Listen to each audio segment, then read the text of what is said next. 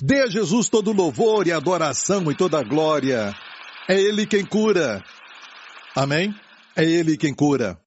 E olha, sabe, eu estava fascinado com uma ideia. Ontem mesmo, eu estava orando e pensando, preparando para esta mensagem, que o Senhor, sabe, até onde eu saiba, no último milagre que Ele fez, antes de ser preso, foi, na verdade, para um dos que vieram prendê-lo, daquele grupo, carregando suas lanças e espadas, sabe, para prender Jesus no jardim do Getsemane.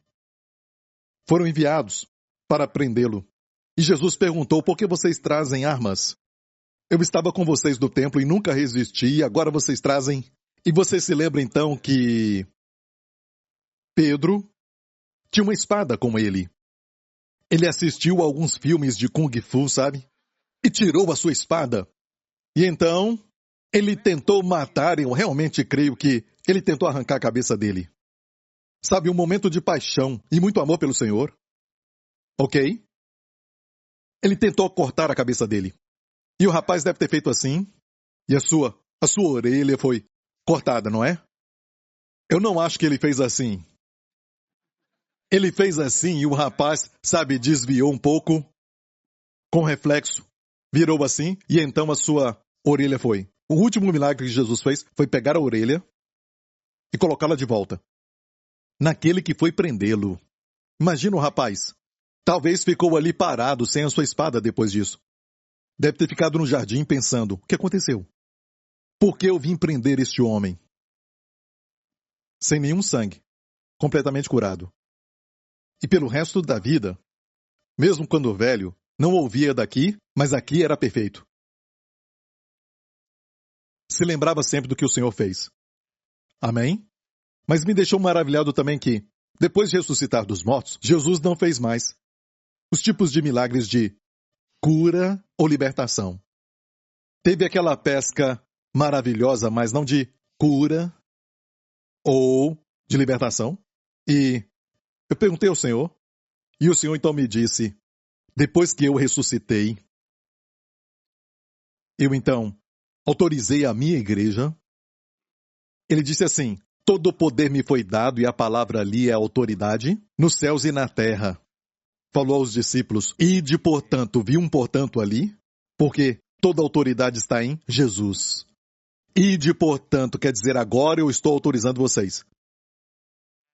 E pregai o evangelho, e não somente pregar o evangelho, mas na visão de Marcos, em Marcos 16, ele disse os sinais hão de seguir os que crerem. Em meu nome expulsarão demônios. Em meu nome imporão as mãos sobre os enfermos e eles serão curados. Então ele nos autorizou, se não orarmos pelos enfermos, eles vão continuar enfermos. E somente desejar, querer, não é o bastante. Amém? Orar, implorar para Deus enquanto ele nos autorizou? Imagina.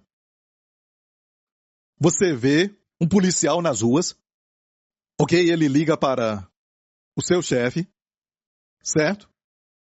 O centro de comando e diz, o que eu farei? Tem um caminhão vindo na minha direção. Ele perde o trabalho. Amém? Use sua autoridade. Amém? Levante a mão, já foi autorizado. Não importa se você é grande ou se é pequeno. Não tem nada a ver com a carne, nada a ver com quem você é. Mas de quem você é. E quem você representa. Então, ele levanta suas mãos e diz, para!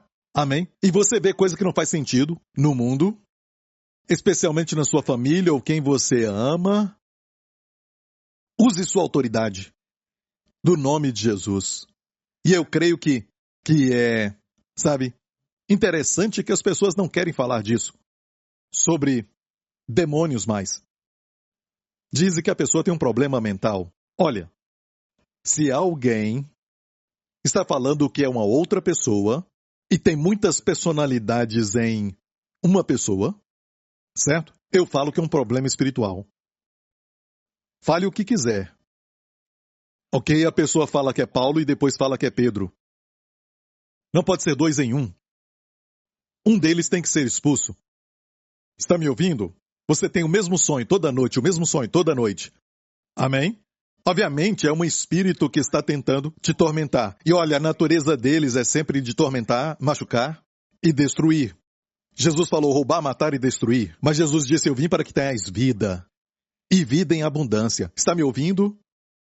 Amém? E estamos nesta caminhada aqui, vendo o que o Senhor está fazendo, neste exato momento da nossa igreja. Ele está nos ensinando. Ele quer que nós vivamos mais. Ele quer que tenhamos saúde. Amém? Ele quer que nós prosperemos em nossas almas, que sejamos santos, lindos no nosso caráter. Sabe, tem uma sede recentemente até para mim mesmo, de ver um bom caráter nas pessoas hoje, que está faltando até na igreja. Ser como Jesus. Amém? Jesus é incrível. Ele é bom. Ele é, sabe, bom, mas firme. Amém? Ele é humilde, mas ninguém podia pisar nele. Até os discípulos, quando falavam, sabe, sobre quem seria o maior entre eles, eles nem falavam com ele. E dizem que não existe nenhum herói para o seu escudeiro. O escudeiro, naqueles dias, era a pessoa que ajudava o herói montar no seu cavalo e também ajudava, sabe, com a sua armadura e tudo isso, e via o herói dia e noite. Então era difícil ser um herói para ele. Mas Jesus e os seus discípulos, eles nem se atreviam a fazer perguntas. Eles viviam com ele dia e noite, ficavam maravilhados com ele, ficavam admirados com ele. Amém? Ele os atraía. Ele era um homem que extraía lealdade e respeito. Falou para pescadores, homens brutos, que lavavam as suas redes na beira da praia, e ele disse, sigam-me, e eles deixaram tudo para segui-lo. Imagina o que havia na sua voz, na sua pessoa, que ele dizia, sigam-me, e eles deixavam tudo e o seguiam. Eu não gosto de filmes que mostram Jesus, porque nenhum ator pode realmente interpretar Jesus. E eu fico um tanto quanto perturbado vendo shows que falam de Jesus. Um Jesus moderno, um Jesus bacana. Não é nunca tão bacana como o Jesus que eu vejo na Bíblia e que o Espírito Santo já pintou nas telas do meu espírito quando eu leio a palavra de Deus. Eu o vejo. Amém? Majestoso, príncipe, como os cedros do Líbano. Aleluia! Então vem um ator e estraga tudo. E ele acha que ele é bom, sabe, mas não o suficiente. Ok, isso é algo pessoal, mas eu queria só falar contigo. Mas eu acho que temos que ter essa admiração por um caráter divino como o do Senhor Jesus Cristo. Amém? Temos que ter essa bondade e verdade no nosso relacionamento familiar. É mais fácil para nós sermos bons para o estranho do que para a nossa família. Porque sabemos que eles vão nos amar, eles sempre vão cuidar de nós, certo? Que não é verdade. E sabemos que quando voltarmos, eles vão estar lá e nos receber e providenciar comida para nós, algo assim. Então a tendência é não fazer muito esforço. Amém? E quando percebe, você está sendo grosso para com eles e não usa palavras agradáveis. E o casamento vai acabando e o relacionamento com as crianças acabam por causa da nossa linguagem. Então, eu oro para que você tenha sede e fome de... Olha, escute, estou falando de santidade. Santidade na prática. A santidade de Jesus não era aquela de santarrão, certo? Não era aquela santidade, a santidade da justiça própria, mas uma linda santidade que atraía as pessoas. Os pecadores eram atraídos a ele. Amém. Eu oro para que você queira ser como Jesus. Precisamos de homens, especialmente, que nesses últimos dias queiram ser como Jesus. Imagina um homem, amém, que não é afetado pelo seu ambiente. Ele é o termostato, ele prepara o tom e a atmosfera do seu ambiente, em vez daqueles que são termômetros. De acordo com o seu ambiente, ele se move. Amém? Por causa do medo do que vão pensar dele. Por medo de não ter muito likes na sua mídia social. Por medo, eles se conformam com a maioria. E os jovens? Eu sei que tem algo de rebelde, que Deus pôs, ele permitiu, e que não é desobediência, não é má, mas uma rebeldia contra o que é mal, o que é ruim, o que é injusto. Quando você vê alguém que está sendo maltratado, as crianças que são abusadas, você deve ficar irado. Em vez daquele cristianismo quando os crentes são bons, mas não são firmes. Isso não é Jesus. Jesus virou as mesas dos cambistas porque se aproveitavam daquele povo. Amém? Se aproveitavam dos pobres. Então ele ficava irado, e a Bíblia diz, irai-vos e não pequeis. E alguns dizem, eu sei. Pastor Prince, eu sempre sigo esse versículo. É o meu verso favorito. Amém? Não, diz irai-vos, mas nessa ira não peque. E crentes que não ficam irados, só bonzinhos, não está se conformando à imagem de Jesus. Amém? Eu quero ser como Jesus. Você quer ser como Jesus? Com a verdadeira santidade, não com a falsa. E todo o povo diga, amém. Ok, glória a Deus. O que eu vou falar? E o que está acontecendo é que toda vez que eu subo, o Espírito de Deus vem e fala, certo? Para nós, através da sua unção. E muitas vezes eu vejo que eu não termino a mensagem que eu já tinha preparado. E não tem que se preocupar com a mensagem preparada, porque o mais importante é que o Espírito está falando. Ok? Do que o que Joseph Prince preparou. Posso ouvir um amém? Como você está? Bem? Abençoado pela palavra de domingo? Não foi muito forte? Gostou da parte que eu falei que quando vê os seus amigos ou seus amados flertando no seu trabalho, algo assim, fala para eles. Antes de ser tarde. Certo? Eu não falei isso? E sabe, às vezes temos padrões na nossa igreja e temos pessoas que falam contra nós, dizendo, por que acontece isso? Dizendo na Bíblia que eu não posso dar uma carona. Irmão, a Bíblia diz para fugirmos da aparência do mal. Falamos para os nossos líderes, depois de uma célula, ou depois de um culto na igreja, algo assim. Não dê carona para uma pessoa do sexo oposto quando está sozinho.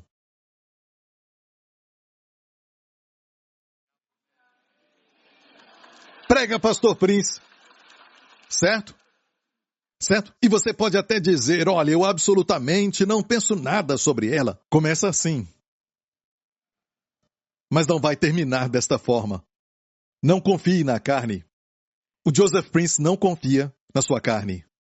Aconselhar uma mulher com portas fechadas. Não. Não sei o que ela vai fazer comigo. Amém? Eu só estou brincando, mas eu não confio na carne. Se eu vejo algo na mídia social, algo assim que, sabe, indica que essa postagem aqui vai ser um pouco sugestiva, algo assim, bem, porque eu não confio na minha carne. Eu vou tirar aquilo ou então, sabe, porque é perigoso. Irmãos, tem que começar aqui. Por isso falamos com os líderes para não aconselhar alguém do sexo oposto com porta fechada. Amém? Se tiver que ir embora sozinho, deixa ir embora sozinho. Não dê carona para ninguém. Só se for uma vovó de 95 anos. Hã? Olha, é o que praticamos na igreja. E já me falaram que isso é coisa do passado, sabe, Pastor Prince? Por que fazer isso ou aquilo? Bem, esta é a razão. Porque você nunca sabe quando a carne vai agir. Não confie na sua carne. Você está namorando? Amém? Esperem chegar. Até na lua de mel. Abrir o presente antes da data é muito ruim. Você vai se sentir mal quando a data chegar. Quando o Natal chega, eu já abri o presente. E todo mundo abrindo o presente e você fica. Você entendeu? Não entendeu. Ok. Eu entendi, Pastor Prince. Você é tão bonito. Ok? Você entendeu isso? Ok.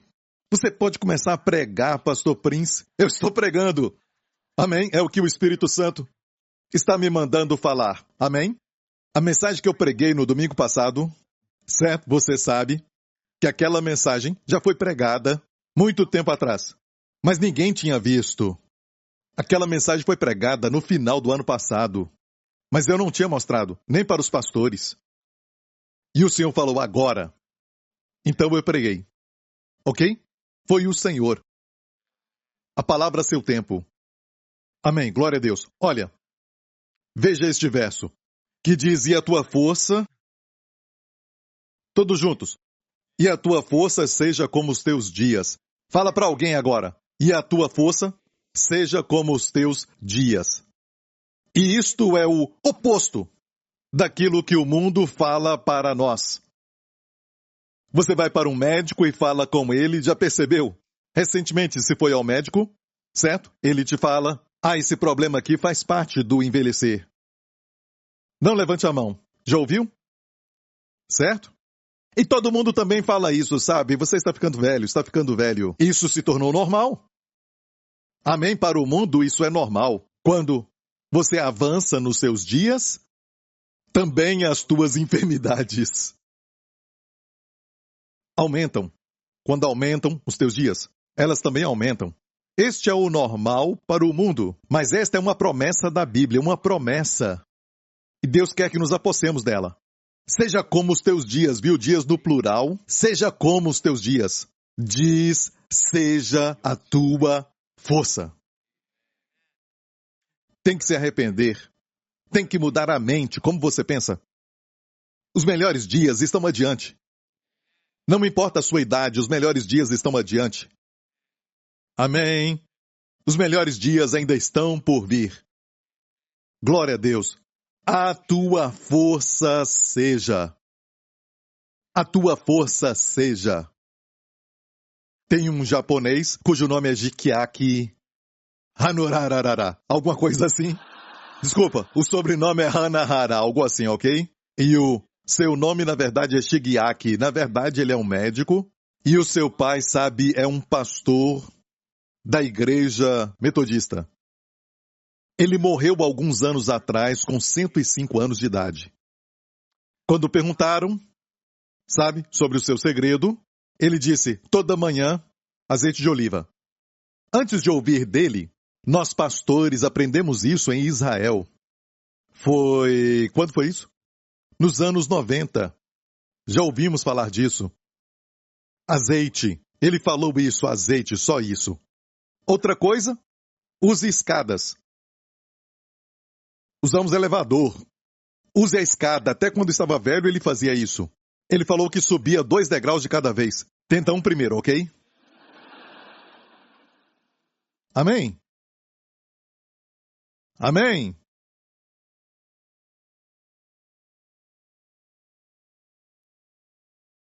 E, se você ler, eles não falaram isso, mas na internet ele fala que foi a sua fé. Porque é a fé na palavra de Deus. Ler a palavra todo dia que vai nos dar saúde. Ele era pastor e nem falam que ele era pastor. E esta é a parte principal que eles não falaram, lá fora no mundo. Porque o mundo não quer reconhecer isso. Eu tenho um amigo coreano que acabou de voltar para a Coreia do Sul, e antes de voltar, ele falou que a sua avó está chegando perto dos, eu creio que 100 anos de idade, e ainda lê a Bíblia, ainda vai para a igreja e fala para ele, você tem que ir para a igreja. Eu disse para ele, quando você voltar, pergunte para ela, que eu perguntei, qual é o segredo? Ele disse, ok. Ele voltou depois das férias, e ele disse, a minha avó falou que é ler a Bíblia. E beber muita água. Sabe, esta senhora, ele disse que a sua mente ainda continua funcionando bem. Não tem Alzheimer, nada. Eles dizem que é muito normal certo? Para os homens que a próstata aumenta e o cérebro encolhe. Não aceite isso. Amém? Eu disse não aceite. Amém? Seja a tua força como os teus dias. Amém. Olha, esta promessa é linda, mas vamos ver o contexto. Eu creio no contexto, para aprendermos algo. Deus quer que a sua força espiritual aumente. Deus quer que a sua força física aumente. Amém? Deus quer que a sua força moral, quando as pessoas olharem para você, vão querer ser como você. Amém? Não só a sua força física, amém?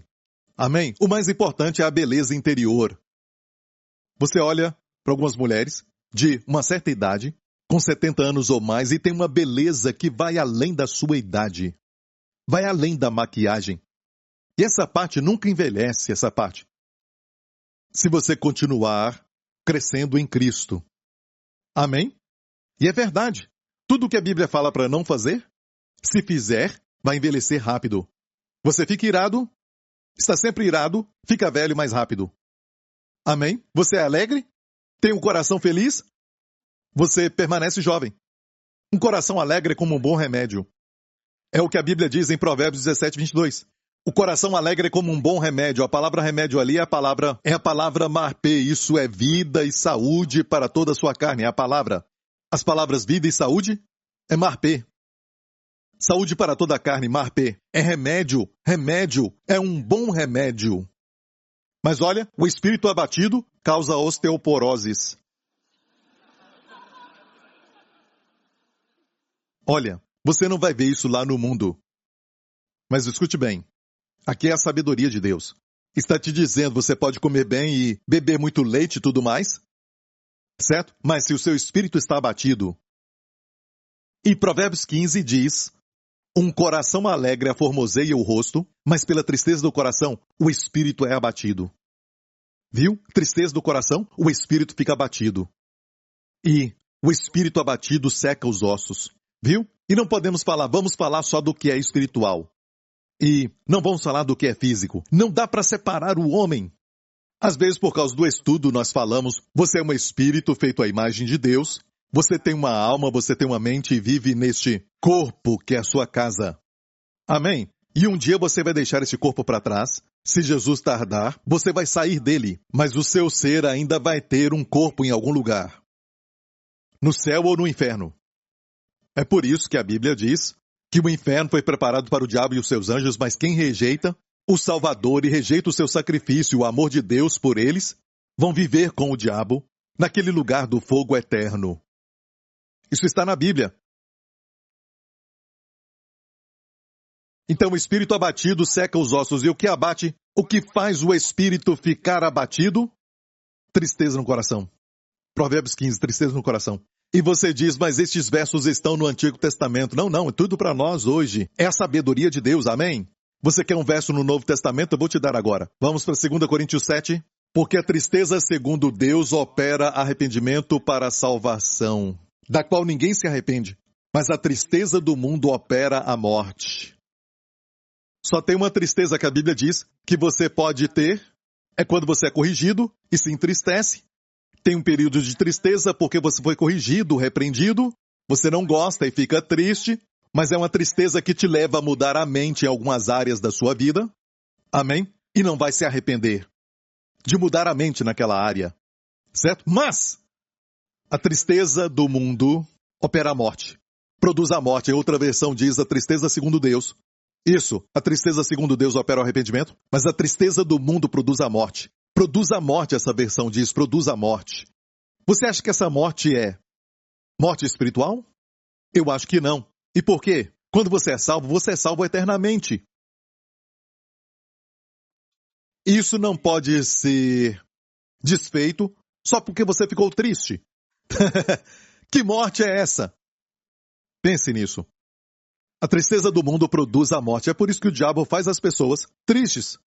Sabe o endemoniado de Gadara que Jesus atravessou todo o mar da Galileia para libertá-lo de dia e de noite, sabe?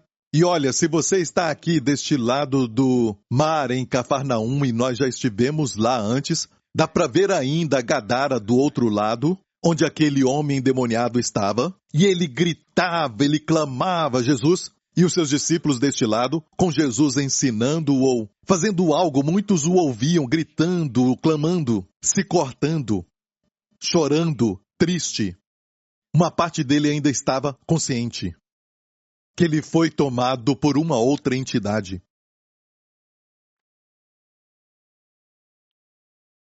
Algo está acontecendo no mundo hoje.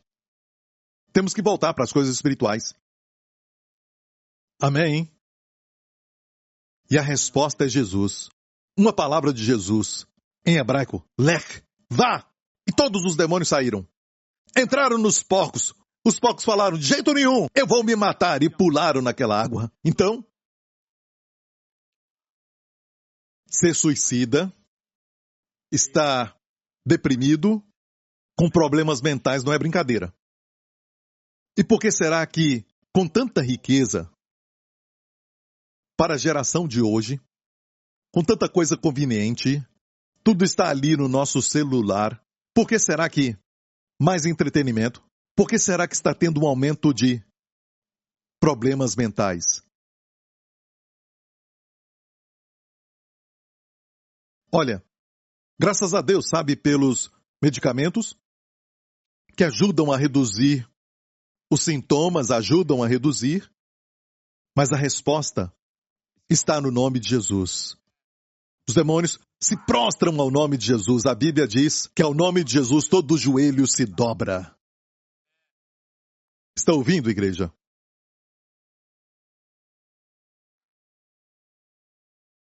Olha, a tristeza do mundo opera a morte. Um coração alegre é como um bom remédio. Então seja feliz.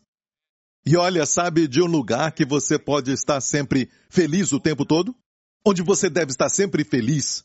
Brinque, sorria, ria. Em casa. Esteja sempre sorrindo. Lembre-se, quando vocês namoravam, vocês sorriam tanto. Amém? E agora casou. E agora choram. Todo dia, ok. É? Chora todo dia. Ah, pastor Prince, toda mulher chora. Ok. Não é verdade. Olha.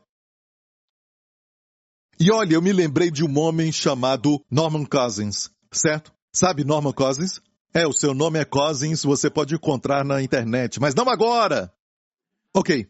Sabe, este homem, no ano de 1964, foi diagnosticado, ele era um professor, que mais tarde se tornou um autor e escreveu sobre, sabe, o método pelo qual obteve a cura.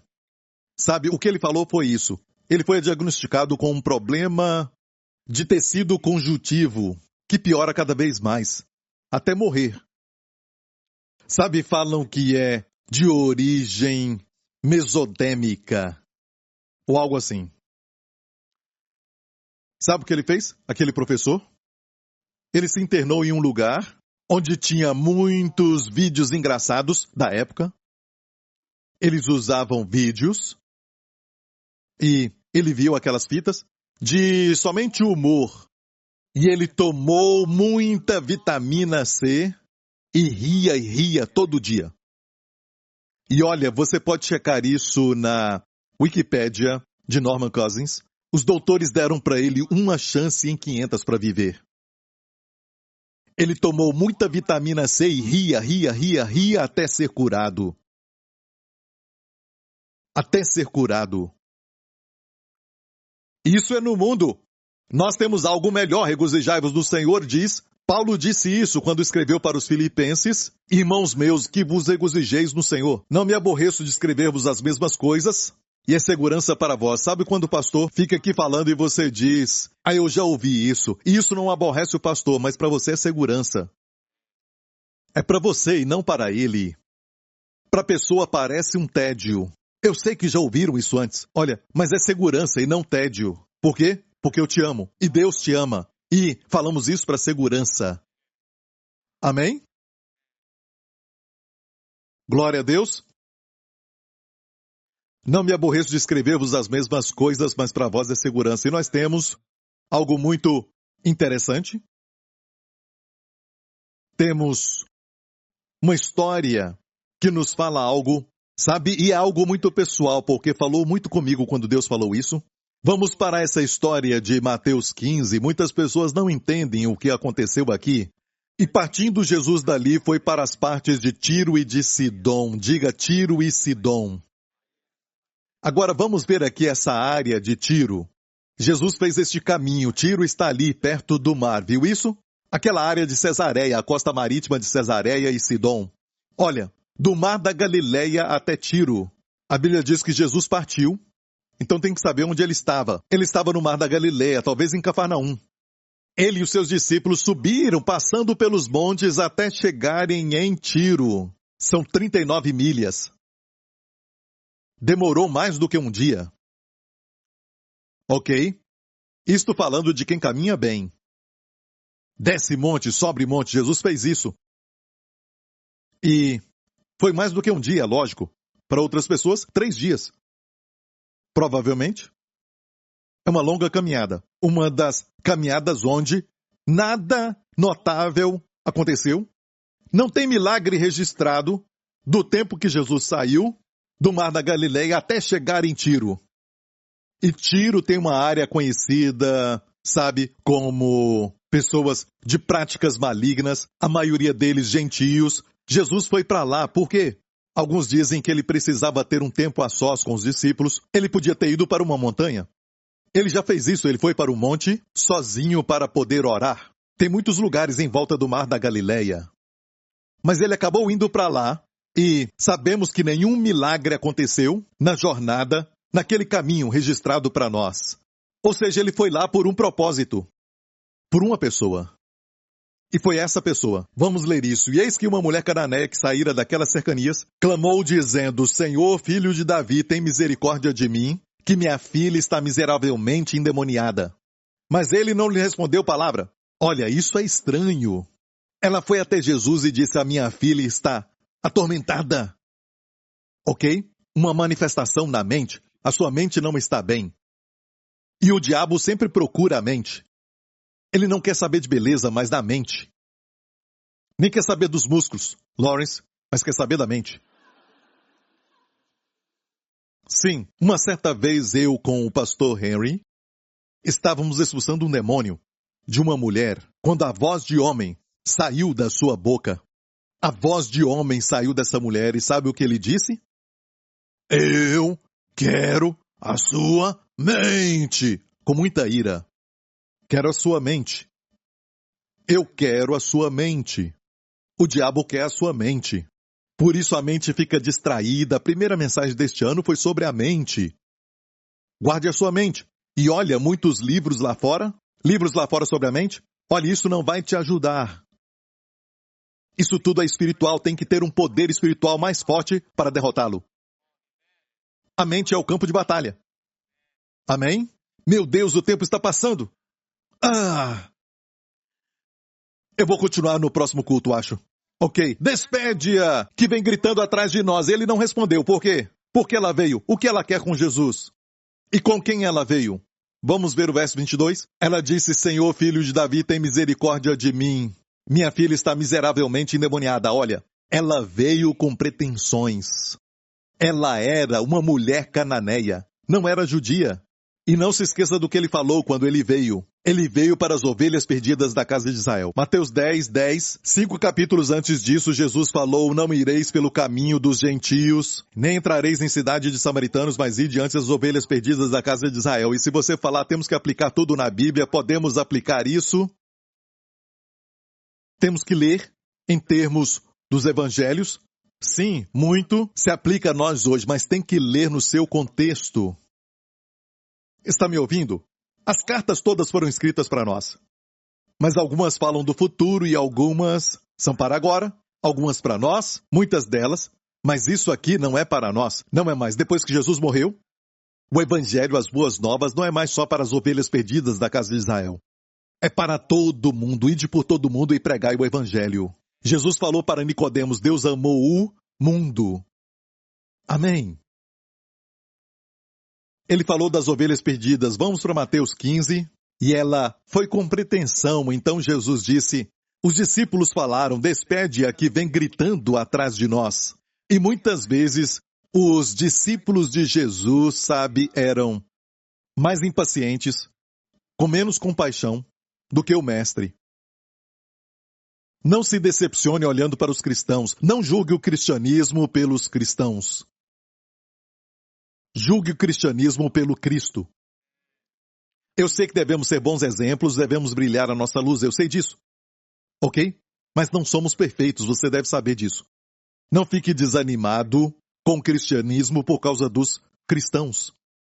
Muitas vezes são impacientes e eu te garanto, o mestre, o nosso mestre, é totalmente amável.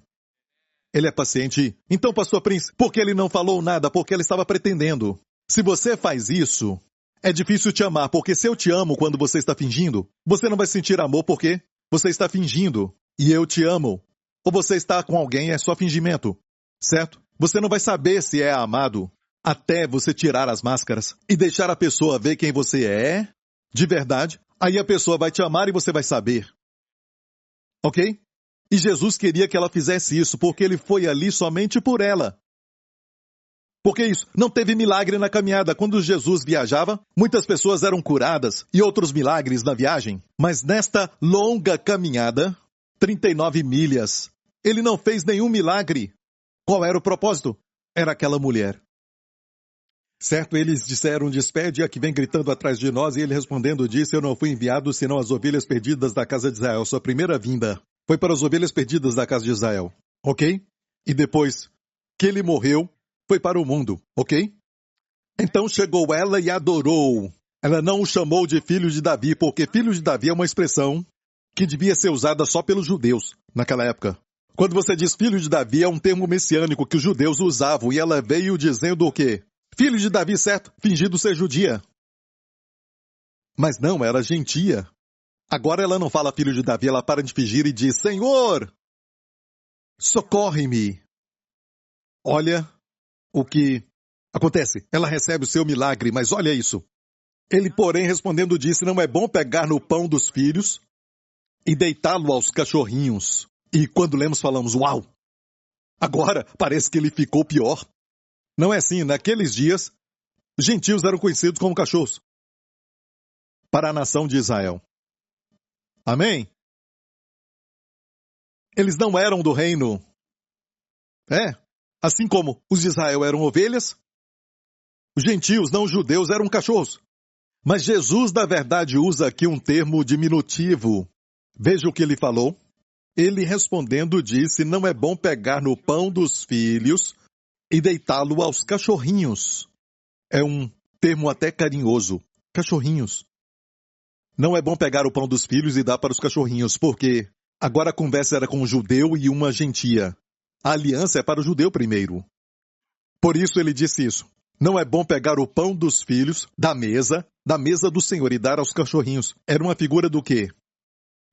Ele estava falando algo antes do tempo, antes dos gentios receberem a salvação e o perdão dos pecados, e milagres e bênçãos de Deus depois que Jesus morreu e ressuscitou. Ele deu algo para ela antes do tempo. Ele fez ela entrar na casa sem ser alguém que pudesse sentar à mesa mais como um cachorrinho, amado, adorado. E cachorrinho não precisa fazer nada, não precisa ficar pulando e cozinhar para você, certo? Não tem que fazer café, nada assim. Ou cachorro quente. Certo? Somente tem que ser eles mesmos. Algumas pessoas trazem prazer e são amadas por serem quem são. As flores são assim, brotam e depois morrem. É interessante. Você dá flores porque elas não têm que agir, não têm que demonstrar, só são elas mesmas. Amém? Os cachorrinhos são lindos. Amém? Jesus deu algo para ela. O que ela disse? Então, e ela disse, sim, Senhor, mas também os cachorrinhos comem das migalhas que caem da mesa dos seus senhores. Então, o pão dos filhos aqui era o que ela pediu? Cura. Jesus não disse, não é bom pegar a cura e dar. Não falou isso. Ele falou o pão dos filhos. Olha, hoje eu e você não somos mais gentios. Nos assentamos à mesa. Passe o pão, por favor. Me dá a manteiga. Amém? Me dá o azeite. O que era o pão dos filhos? Ela pediu cura ou libertação para sua filha, certo? Amém? Jesus chamou aquilo de pão dos filhos. E é muito interessante. Por quê? Porque aqui neste evento, vamos ver a resposta de Jesus. Ela tinha dito, Senhor, até os cachorrinhos comem das migalhas que caem da mesa dos seus senhores. Eu devia ler isso. Ela disse, até os cachorrinhos comem das migalhas, porque Jesus deu uma abertura para ela. Deu para ela essa imagem. E ela disse, eles comem das migalhas, certo? Os cachorrinhos. E o que Jesus falou? Oh, mulher, grande é a tua fé, você me pegou. Você me pegou. Eu estava te testando, você me pegou. Fé sempre revela a pessoa de Jesus. É isso aí. Você me conhece. Eu vim até aqui justamente por você. Mas eu tive que te levar a um lugar para você ser real. Sem fingir. Para você se sentir amada.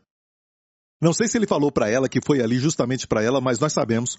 Dias no caminho. Olha aqui a jornada de novo no mapa. Era muito longe.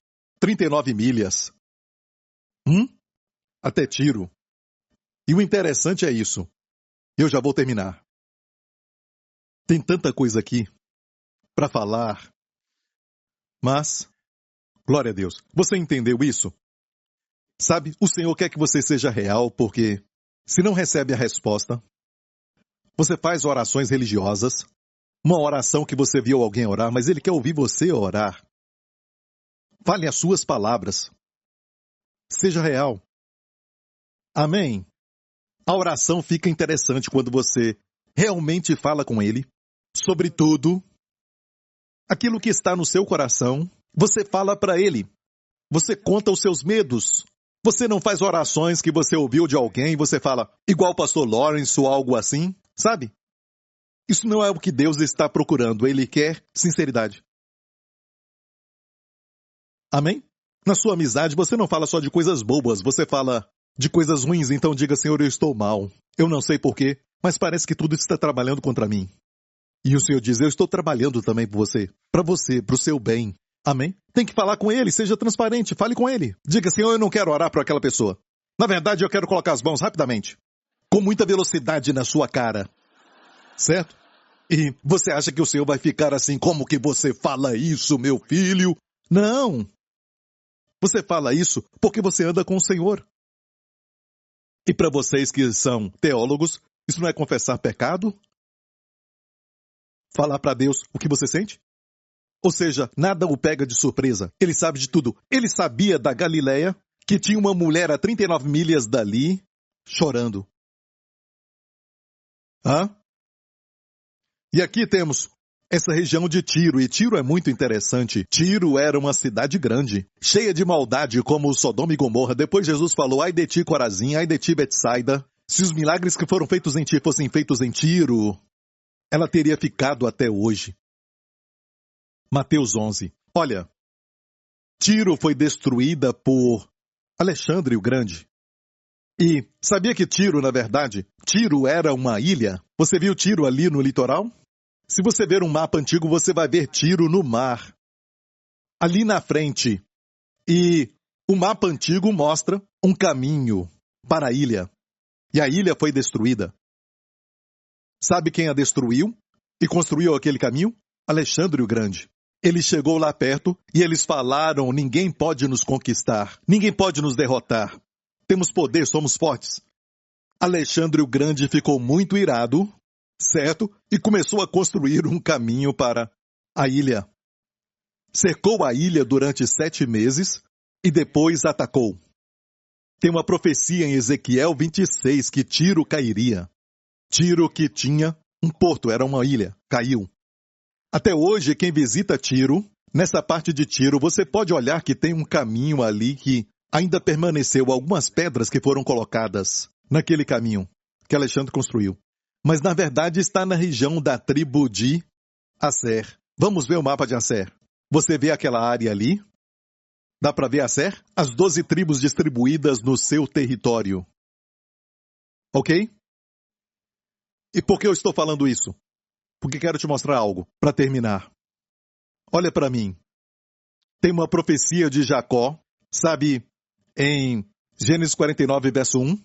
Jacó disse, que diz, depois chamou Jacó os seus filhos e disse, ajuntai-vos e anunciar-vos-ei o que vos há de acontecer nos dias vindouros. É uma profecia, ele juntou os seus filhos e disse, ajuntai-vos, eu vou falar o que vai acontecer nos últimos dias. E os últimos dias podem incluir o tempo do nascimento de Jesus até chegar na sua segunda vinda. Porque últimos dias não é só final dos tempos, como nós pensamos, pode ser isso, mas últimos dias pode ser também, entre aspas, Hebreus capítulo 1, verso 2, versos 1 e 2, Deus que nos tempos passados de muitas maneiras falou aos nossos pais através dos profetas, agora nos últimos dias tem nos falado pelo Filho. Últimos dias de quê? Últimos dias da era da lei. certo? Deus falou conosco. O autor aos Hebreus disse, nesses últimos dias, pelo Filho.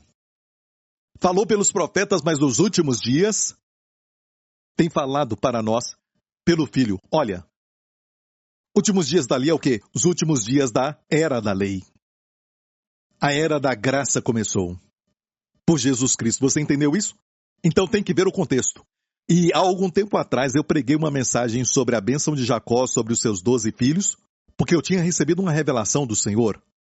Eu posso ver as histórias da Bíblia nas profecias do pai Jacó, que estão lá no primeiro livro da Bíblia, Gênesis. Gênesis 49, ele profetizou. Jesus não tinha vindo. Amém? Ele profetizou. Até os eventos de Jesus, até os evangelhos. Eu fiquei tão alegre e preguei aquilo. Lembra? Se não se lembra, tudo bem. Ok? Eu ainda te amo. Glória a Deus. Ok, nos dias vindouros. Olha isso, eu vou te dar um exemplo, ok? Vamos ver Aser. De Aser o seu pão será gordo, e ele dará delícias reais. Antes disso, foi Gade. Quanto a Gade, uma tropa o acometerá, mas ele a acometerá por fim. E uma outra versão diz, uma tropa o vencerá. Gade. Gade, o território de Gade. Vamos ver então Gade no mapa, vamos ver onde está. Está aqui deste lado, um verde claro, viu? Do outro lado do Mar da Galileia, vai até a parte de baixo do Mar da Galileia. Ali é Gade, de onde vem a palavra Gadara. Então aquele homem que estava endemoniado, que Jesus expulsou os demônios dele, Jesus atravessou o Mar da Galileia, ele era da tribo de Gade. Você está me ouvindo? Está dizendo que Jacó, quase 2.000 anos antes da vinda de Jesus, na carne, profetizou sobre os seus filhos, o território e tudo mais, que isso aconteceria, aquilo e aquele outro. Eu me perguntava por que tudo isso, até que o Senhor me mostrou anos atrás e eu falei das bênçãos das 12 tribos, mas quando eu preguei naquela época, eu não tinha revelação plena de qual tribo está na história de Jesus. E você sabia que o Antigo Testamento revela Jesus? É como, sabe, um mistério, uma página que você dá para o seu filho e diz, encontra isso e aquele outro, sabe? Vemos Jesus nessas páginas. Ok, então, voltando à profecia, Gade, Gadara estava na tribo de Gade, por isso endemoniado de Gadara, de Gade. Certo? Me fala se essa história fala algo. Uma tropa o acometerá, o atacará. Qual o nome daquele demônio? Legião. É o nome de uma tropa. Uma tropa romana, legião. E olha, uma legião, uma tropa o acometerá, mas ele acometerá por fim. Mas sabemos que ele acometeu, não acometendo com seus esforços. Ele acometeu pelo Senhor. Foi assim que ele triunfou. Ele se assentou aos pés de Jesus, vestido em perfeito juízo. Passar tempo com Jesus é atacar o inimigo. A sua paz ataca o inimigo, porque ele quer você sempre triste, frustrado, desanimado, deprimido. Ele faz você pensar em coisas ruins e o dia inteiro atacando os seus pensamentos. A Bíblia diz o que é verdadeiro, de virtude, se tem algum louvor, pense nessas coisas. Não fique pensando o dia inteiro, essas coisas que estão acontecendo na mídia social, essa pessoa fez aquilo com aquele outro, olha essa ira na estrada, essa pessoa fez aquilo, aquele outro. Sabe, pare! Sua saúde corre risco. A sua paz, amém? Isso é muito maligno, sabe? E você nem segue essa pessoa, mas de repente aquela pessoa aparece na sua página. Querem pegar os nossos filhos, os homens, viciados. Cuidado com essas coisas. Você é contra a mídia social, não é? Não. Eu não tenho nada contra isso. Eu sou contra pessoas que estão viciadas na mídia social, olhando para a vida das pessoas sem propósito. Isso é o que me incomoda. Se você quer ver algo na mídia social, saiba o que você quer, vai até lá e saia. Livre. Livre ao entrar, saia livre e não fique preso. Você já viu? Eu quero olhar a mídia social para ver, sabe, um fato sobre algo, ok? E de repente vê outra coisa. Isso também é interessante. Você fica indo e de repente volta e pensa, o que eu estava procurando? Estava procurando isso. Ninguém já passou por isso, então? Ninguém aqui perdeu tempo. Talvez só eu. Ok? Saiba o que você quer, vai até lá e saia rapidamente. Ok? Ok, isso foi Gade. Agora Naftali. Naftali é uma gazela solta e lhe dá palavras formosas. Parece o evangelho? A palavra evangelho é, na verdade, boas novas. Palavras formosas. Ok? E por quê? Naftali é toda aquela área ali do Mar da Galileia. O Mar da Galileia. A Galileia está, na verdade, na tribo de Naftali. Algumas partes em Zebulon, está em Zebulon, mas a área em volta, sabe, como Cafarnaum está em Naftali, certo? O Mar da Galileia está em Naftali. Eu quero que você saiba que os discípulos de Jesus, quase todos eles eram de Naftali. Quando Jesus subiu, ok, os anjos chegaram ali, eles ficaram olhando para o alto e os anjos chegaram e disseram: que vocês olham? Não, não falaram isso. Mas quando olhavam, os anjos falaram: o mesmo Jesus que vocês viram subir vai voltar de novo. Da mesma forma. Então essa ideia da vinda de Jesus, que é muito popular, vai vir espiritualmente. A vinda de Jesus é espiritual. Já veio no ano 70. Isso não é nada, certo? Correto comparado com a Bíblia. A Bíblia não está dizendo isso porque a Bíblia diz que o mesmo Jesus que viste subir, voltará da mesma forma. Da mesma forma que vocês o viram subir, ele vai voltar. Certo? Os anjos falaram isso. Mas o que o anjo falou sobre os discípulos que olhavam? Ó homens da Galileia. Eram homens da Galileia. Muitos deles eram de Naftali, outros de Zebulon. Ok? Um deles era de Judá. Adivinha quem? O seu nome era Judas. Judas de Judá. Uma cidade em Judá chamada Cariote. Era Judá Ish, que é homem. Literalmente, Judas Iscariote. Judá, homem de Cariote. Sabe o que é Cariote? Cidade. Uma cidade em Judá. Quer dizer somente cidade. Algumas cidades têm até nomes, como Singapura. Outras têm nomes mais bonitos, não é?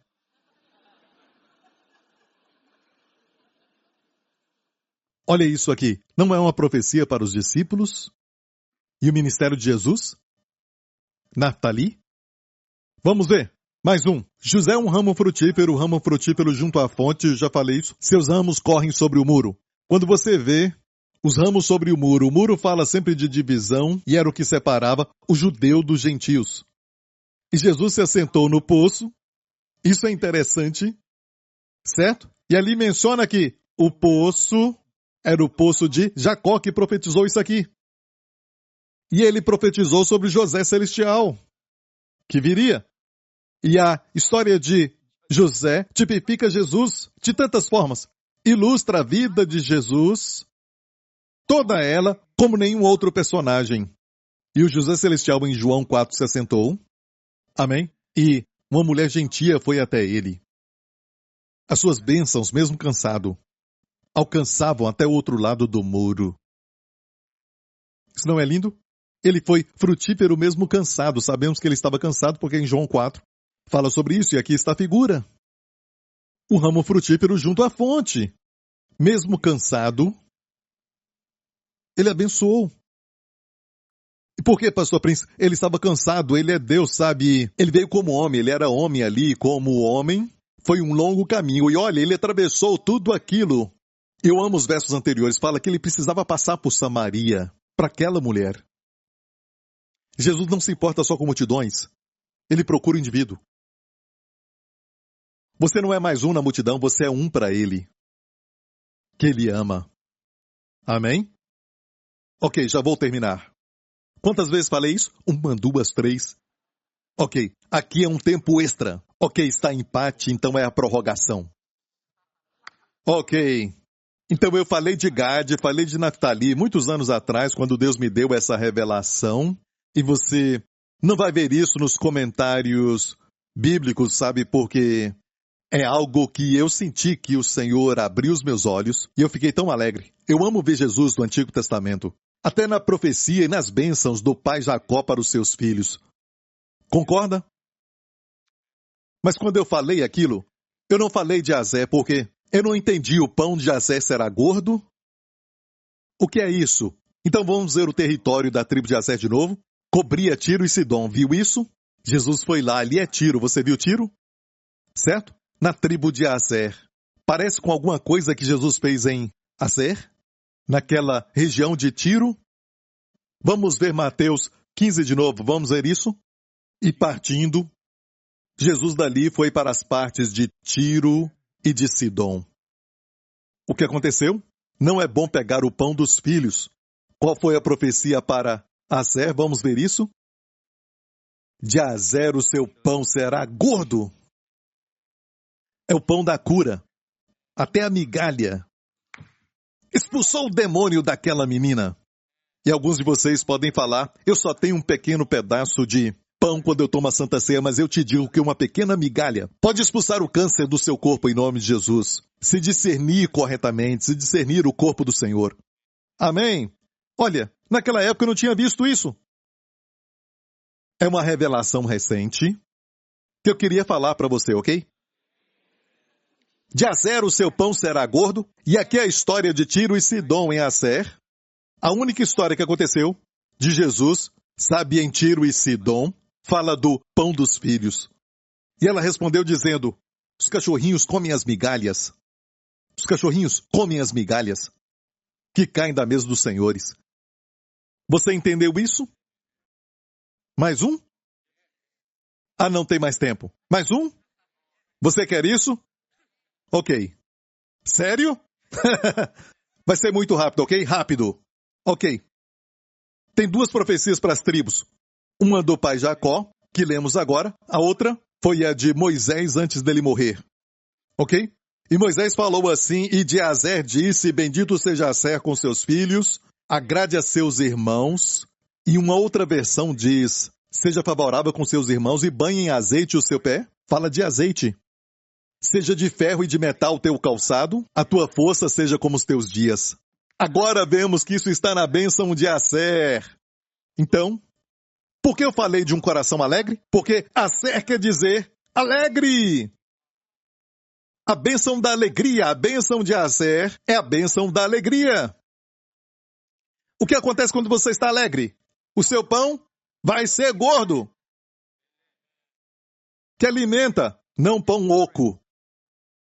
Amém? E da alegria disse, bendito seja a alegria com seus filhos. Já viu que é uma história de uma mulher? Porque fala do quê? Dos seus filhos. Bendito seja Jazer com seus filhos. Quer dizer que não vai perder o seu filho. Agrade a seus irmãos, ou em outra versão, seja favorável a seus irmãos, e banhe em azeite o seu pé, ou seja, vai caminhar no espírito. Seja de ferro e de metal o teu calçado. Sabe quando subiam os Himalaias ou os montes que têm neve e gelo, sabe, eles têm cravos debaixo dos calçados que são de ferro. Alguns até de bronze. Quer dizer que você não quer descobrir qual é o peso daquele, sabe, sapato. São fortes, fortes para conquistar. O ferro é muito forte. O ferro destrói o resto, como a Bíblia diz. E você marcha. Por isso Jesus falou em Lucas 10:19, eis que vos dou poder para pisar em serpentes e escorpiões, e toda a força do inimigo. Pisar. Eu vos dou poder para pisar. Crente, vai em frente. Se você não andar, você não vai pisar. Eles vêm até você para te perturbar e vão embora. Depois vão abusar de você e vão embora. Abusam da sua mente, te perturbam e depois vão embora. Olha, continue andando. Continue caminhando. Continue vindo para a igreja. Continue se movendo. Quando você move, os seus calçados são de metal e ferro, você vai pisar o inimigo. Certo? Vos dou poder para pisar em serpentes e escorpiões e toda a força do inimigo. E nada, se eles lutarem contra você, nada vos fará dano algum. Só pisar a força do inimigo já seria suficiente. Mas nada vos fará dano algum. Nada. Você ouviu? Volta para a profecia de Deuteronômio. E a tua força seja como os teus dias. Olha, verdades naturais, dá para ver essas verdades, sabe, em camadas. Ande. Não tenha preguiça, ande. Ande muito. E a tua força aumenta. Ande mais. Ande. Você trabalha aqui e o estacionamento naquele lugar está cheio. Que bom! É para você andar. Ande, ande, ande. E a tua força seja como os teus dias. Eu vejo muitos detalhes aqui, ok? Não é a coisa principal. O principal é espiritual. Eu entendo isso, eu entendo. Amém? Se conseguir ver, tudo bem. Se não conseguir, tudo bem. A tua força seja como os teus dias. Eu vou terminar agora com a história de Elias. Quando ele foi enviado a um lugar chamado Tiro. Vamos ver isso? Isso. Então, veio a ele a palavra do Senhor dizendo, levanta-te e vai para Sarepta, que é de Sidom, área de Tiro e Sidom. Lembra? Naquela época, Jezabel governava sobre Israel. O rei era Acabe. E olha, Deus disse, vai para a cidade natal de Jezabel, Sidom. Dá para crer nisso?